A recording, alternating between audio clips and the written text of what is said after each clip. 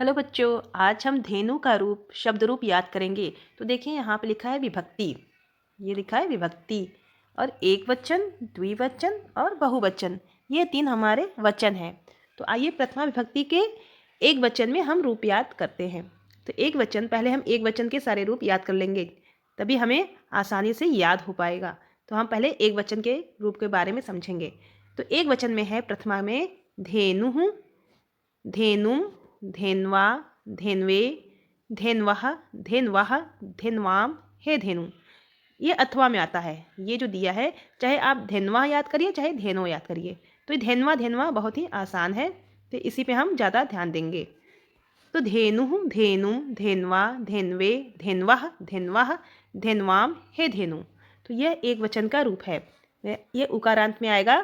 तो धेनु का शब्द रूप होगा धेनु, धेनुम, धेन्वा, धेन्वै, धेन्वः, धेन्वः, धेन्वाम, हे धेनु।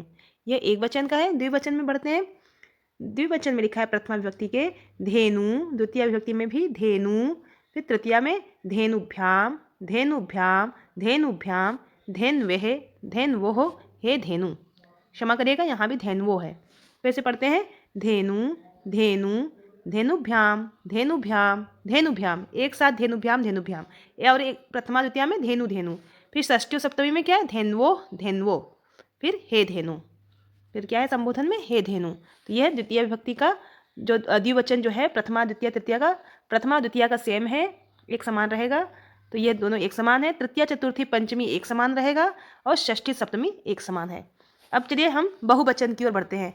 तो बोलेंगे धेन्वः, धेनोः, धेनुभि, धेनुभ्यः, धेनुभ्यः, धेनूनां, धेनुषु, हे धेन्वः, धेनुषु, हे धेन्वः, धेन्वः, धेनुः, धेनुभिः, धेनुभ्यः, धेनुभ्यः, धेनूनां, धेनुषु, हे धेन्वः। तो यह हमारा धेनु का शब्द रूप रहा। तो आप धेनु का शब्द रूप जरूर याद कर लीजिएगा, जो परीक्षा में कक्षा 8 के बच्चों को परीक्षा में आएंगे। तो ये कक्षा 8 के बच्चों के लिए धेनु का शब्द रूप है, जो इसको आपको याद करना है। और अब आगे बढ़ते हैं। इसमें है लता का, एक है लता का शब्द रूप, ये भी बहुत ही महत्वपूर्ण है। तो लता में क्या है लता, लताम, लतया, लतायै, लतायः, लतायः, लतायाम, हे लते।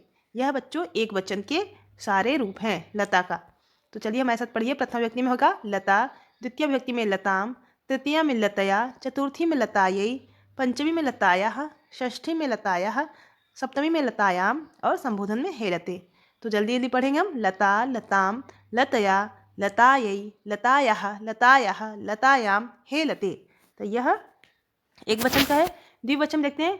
लते, लते समान है। लताभ्याम, लताभ्याम, लताभ्याम, तीनों एक समान रहेंगे। लतयो, लतयो एक समान होगा और हे लते संबोधन में आ जाएगा। चलिए पढ़ते हैं। लते, लते, लताभ्याम, लताभ्याम, लताभ्याम, लतयो, लतयो, हे लते। ये बहुत ही आसान ट्रिक है। यानी प्रथमा द्वितीया एक समान है, तृतीया चतुर्थी पंचमी एक समान है, षष्ठी सप्तमी एक समान है और संबोधन हे लते। ऐसे ही आप बहुवचन में आएंगे तो लताः, लताः दोनों एक समान होगा। लताः, लताः दोनों क्या है एक समान है। फिर लताभि, लताभ्यः, लताभ्यः, लतानां, लतासु, हे लताः।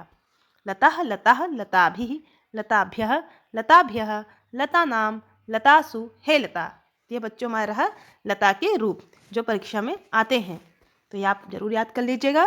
फिर बच्चों हम आपको अगले वीडियो मिलेंगे और प्लीज़ हमारे वीडियो को लाइक, शेयर और सब्सक्राइब जरूर करिएगा, जिससे और लोग भी देखें और ज़्यादा से ज़्यादा लोगों को शब्द रूप याद हो सके। तो ये बहुत ही आसान तरीका था जो परीक्षा में धेनु और लता के शब्द रूप अधिकतर पूछे जाते हैं, चाहे कक्षा 6 के हो, चाहे कक्षा 7 के पेपर हो, चाहे कक्षा 8 के।